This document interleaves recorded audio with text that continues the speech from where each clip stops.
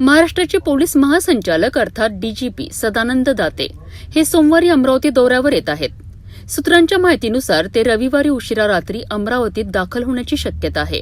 Amravati police आयुक्तालयात या दौऱ्यादरम्यान अमरावती रेंजची महत्वपूर्ण कायदा व सुव्यवस्था तसेच गुन्हे आढावा बैठक आयोजित करण्यात आली आहे. या बैठकीत अमरावती रेंजमधील 5ही जिल्ह्यांचे पोलीस अधीक्षक, वरिष्ठ पोलीस अधिकारी आणि अमरावती पोलीस आयुक्तालयातील अधिकारी सहभागी होणार आहेत.